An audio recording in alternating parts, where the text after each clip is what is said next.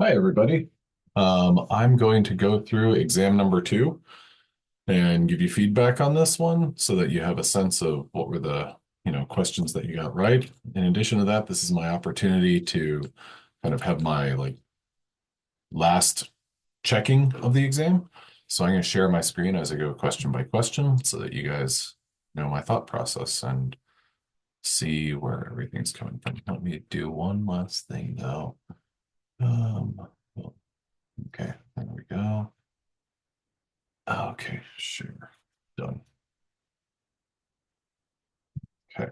So here's what we got. The disaccharide shown below is made up of. Now, keep in mind, this stuff is from exam 1 because that's what basically we're doing. Every exam is a cumulative exam.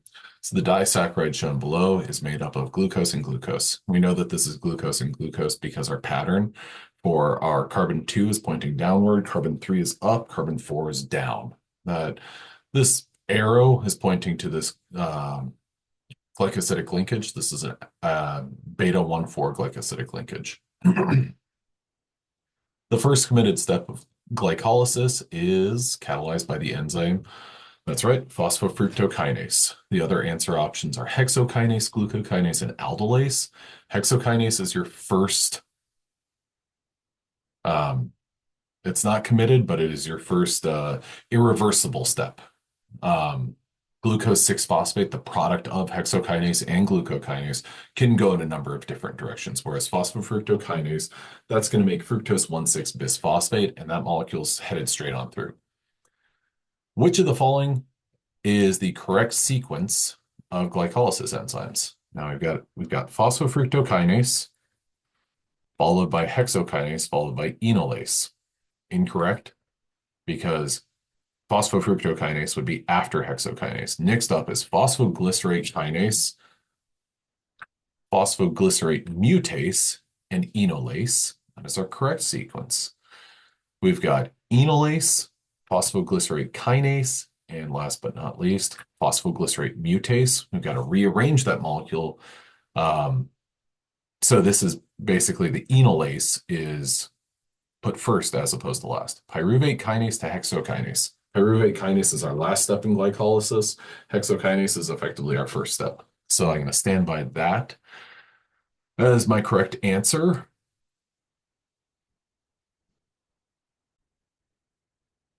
And as a reference, I've got this image right here on the right-hand side. I did a Google image search.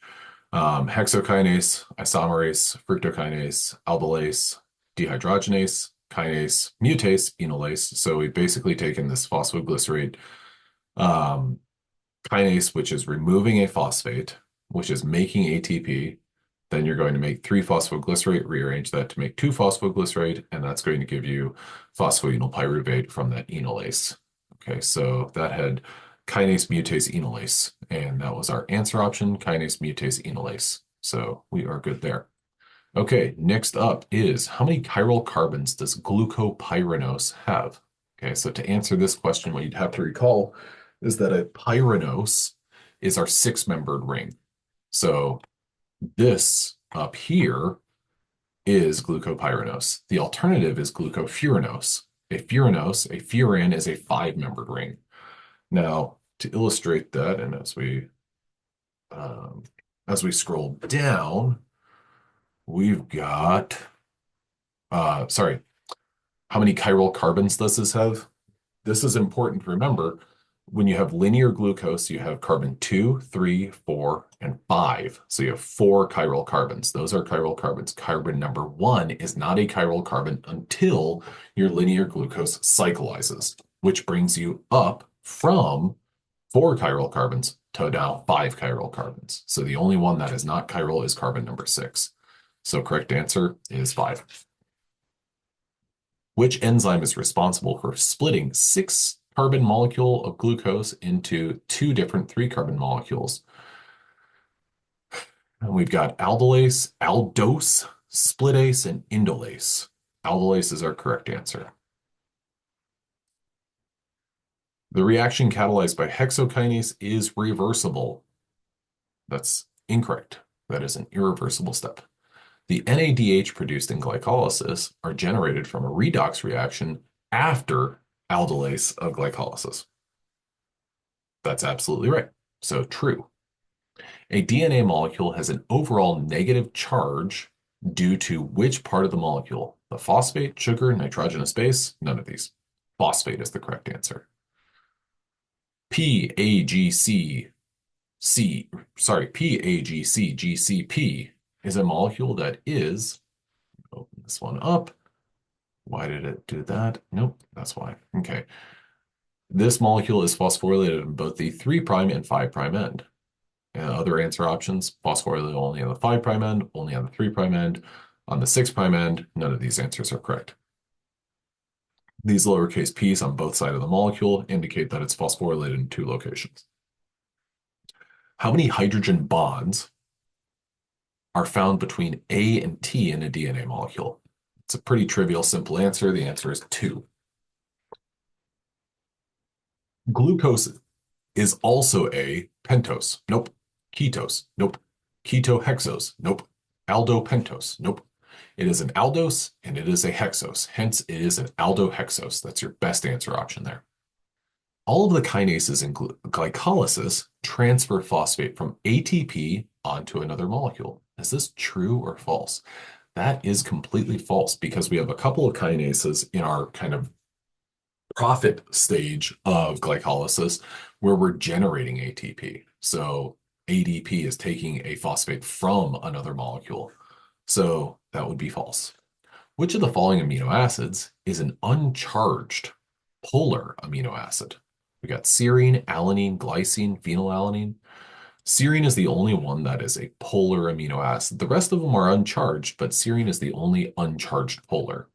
Now, with that in mind, before I proceed, we don't typically talk about nonpolar residues as being charged or uncharged because, well, they're not going to be charged. So there's no real point in distinguishing. Which of the following combination shows the correct one-letter amino acid code alongside the correct full name? Okay, so we've got F in phenylalanine. True. R in proline. Well, that would be R in arginine or P in proline. S in asparagine. Well, S is for serine and asparagine is N. M for muscatine. M is methionine and muscatine is nothing. Which of the following combinations shows this correct 3-letter amino acid code alongside the correct full name? So we've got ASP in aspartic acid, ASN in aspartic acid, ALN in alanine, and CIS for cysteine. Now, I intentionally misspelled this. Cysteine is CYSTEINE, and so your 3-letter code is CYS. So aspartic acid is our correct answer there. There is an amino acid that is known as a secondary structure breaker due to its limited phi and psi bond angles. What type of plot would give you information about polypeptide or proteins favorable phi and psi bond angles? The answer is a Ramachandran plot. There's an SDS page is a gel, an agarose endemic plot is a made-up thing, as is a Folsom Markarnikov plot. I think that's a chess move. It's not. Or chess opening, not move. Which of the following is not a triprotic amino acid? So in this question, I gave you all of the pKa values. There we are. And then I gave you single letter codes by those pKa values. Now, this is a couple of different things. If you know CDEHKRY is cysteine, aspartic acid, glutamic acid, histidine, lysine, arginine, and tyrosine, then you know those are your triprotic amino acids. We've got glutamine, which is the single letter code Q. That's a diprotic amino acid. Glutamic acid, single letter code D. That is a triprotic amino acid. Histidine, H, is also triprotic, and lysine K is also triprotic. So the correct answer is glutamine. Glutamine is not a triprotic amino acid. What is the best definition of pKa? We've got the pH at which 100% of a molecule has an overall charge of 0. That would be incorrect. I have that coded as correct, which is why I don't release, or I don't like to release the grades until after I've done this. So next answer option is the pH at which 50% of a molecule has a charge of 0 and 50% has a charge of -1. That's a good candidate. The pH at which 50% of a molecule has a charge of 0 and +1, and the pH at which 100% of a molecule has no charges. You know what?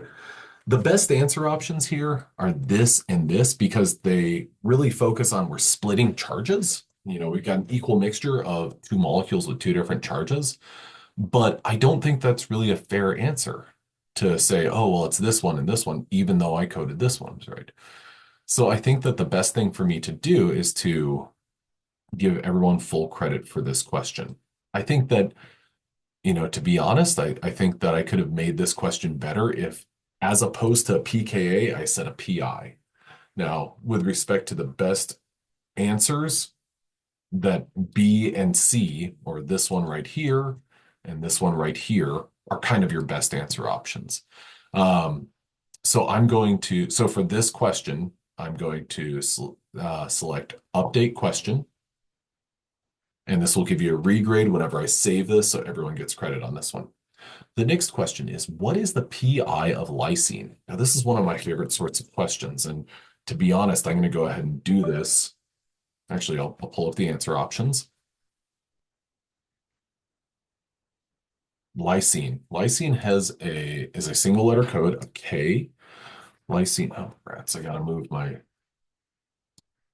got two monitors, and for some reason, my tablet only likes to work on one of those two monitors.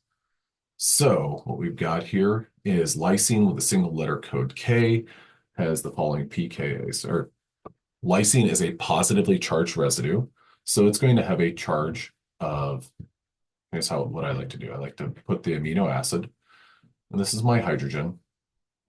This can have a positive charge. My side chain, my R group, can have a positive charge. And this group on the far right will have no charge when it's protonated.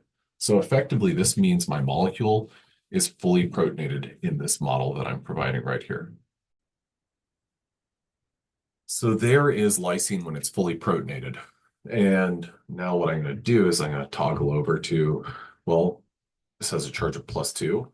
When one group gets deprotonated, it's going to be +1.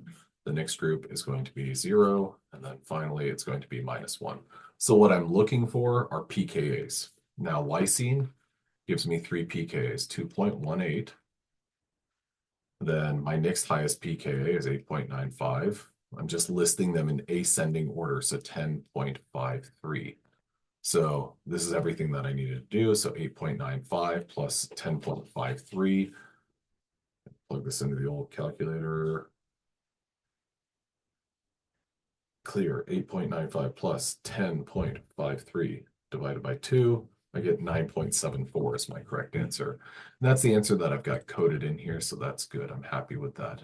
I also threw some decoys, 8.95, 9.39, 6.36. And those numbers really just came from, well, let's take all the pKa's and add them up. You don't need all the pKa's. Okay, so now here's another similar question. This, however, what we're doing is we're looking at a polypeptide. Now, this question on the surface is asking simply about PIs, but what it's also asking about is basically do you know about charges related to peptide bond formation? So we've got a tripeptide, WHY. Now, I'm going to fully protonate this. So I'm going to have a positive right here on the N termini of my tryptophan. Tryptophan is a non-ionizable R group. Histidine, when that's fully protonated, I've got a positive charge. Tyrosine is also going to be when it's fully protonated, it's going to have basically no charge, and then its C termini is also going to be no charge. Now, tyrosine, you'll see right here, it does have an ionizable R group. Now, what I want to do is I want to go look at all of these different amino acids, and oh man, let's see, I can scroll up a little bit. There we go. Doesn't throw it off too much. I'm going to circle tyrosine because I care about that. I'm going to circle W for tryptophan and H for histidine. Now, I need the N termini of Tryptophan, that's 9.39. My R group, oh, lo and behold, there's no R group. Do I need the 2.38? No, I don't, because of the fact that this C termini of tryptophan is involved in a peptide bond, so I don't need that 2.38. Now, what about for histidine? Histidine, I don't need the N termini. I don't need the C termini. I only need the 6.10 for the R group. Then last but not least, I've got tyrosine. I don't need the N termini. All that I need is the 2.20 and the 10.07. Okay, now that I've accounted for all the pKa values that I need, I'm going to go ahead and list out the possible charges. The way that I've drawn this tripeptide, and I haven't even drawn the molecule, I've just drawn the single letter codes. This molecule has a charge of +2, making a number line, +2 to +1, +1 to 0, 0 to -1. And if I really want to, I've got a total of 4 pKa values, so I'm going to have 4 arrows. So that means this is going to be -2. So another follow-up question for this could be, what possible charges can the WHY peptide have? Could it ever have a +3 charge? Nope, it can't. So now all that I need to do is take my pKa values and list them above my arrows. So 2.20, 6.10, 9.39, and then last but not least, 10.07. So what I care about are these two pKa values, because those two, whenever I add them up, 6.10 plus 9.39. Now I'm going to scroll down. So, oh, dang it. No, I'm not. I'm going to look at my answer options, and then I'll scroll. So then I'll lose some of my screen. But 6.10 plus 9.39 divided by 2, and I get 7.745 or 7.75. So I've got 7.75 selected as my answer option. That is correct. I'm going to leave that. I'm going to press cancel because now I'm going to go on to my next question. Which of the following forces stabilizes the secondary structure of a protein? Well, the secondary structure is stabilized by backbone hydrogen bond interactions. Backbone covalent bond interactions? Nope. Backbone peptide bonds? Well, peptide bond is an example of a covalent bond. That's also no. And then hydride peptide bonds? Nope. So I've got the correct answer coded in there, so I'm moving forward with that. Next up is the tertiary structure of a protein is stabilized by what type of interactions? I've got R group hydrogen bonding. That can't exist. R group ionic bonding can't exist. R group covalent bonding. Yeah, all of those. So all of these help stabilize the tertiary structure. Which reagent is known to disrupt hydrogen bonds? Now there's actually a disulfide bonds. There's dithiothriotol. Another one that I mentioned was beta-mercaptoethanol. But my answer options were dithiothriotol, urea, HCl, and acetic acid. And, well, it's really dithiothriotol that does it. A hydropathy plot, or you might pronounce it a hydropathy plot, can provide you with the hydrophobicity of different amino acid R groups, the percent ionization of an amino acid, the size of an amino acid, and the propensity of an amino acid to be found in a secondary structure. Your best answer is the hydrophobicity of different amino acids. Now, this last one, the propensity of an amino acid to be found in a secondary structure, that would really be best as the Chow-Fastman table of secondary structure propensities. Let's see how, oh man, okay. I got like 9 more questions, I think. Which statement is true about the average alpha helix? It consists of approximately 10 amino acids. Yep, that's true. It is approximately 10 angstroms wide. Nope, not quite. It is approximately 10 angstroms tall. Okay, and then last but not least, none of these answers are correct. Okay, so really we are down to, if we're comparing 10 angstroms wide versus 10 angstroms tall, the height might be something. That was one thing that we talked about. We talked about the average single rotation is 5.4 angstroms, but this is kind of it's just a statistic that the average alpha helix is 10 angstroms tall. A lipid bilayer, next question, kind of related to this previous one. A lipid bilayer is approximately 30 angstroms. Okay, so from one side to the other side of that lipid bilayer, how many rotations of an alpha helix are required for a protein to span that membrane? So we've got 6, 3, and 4.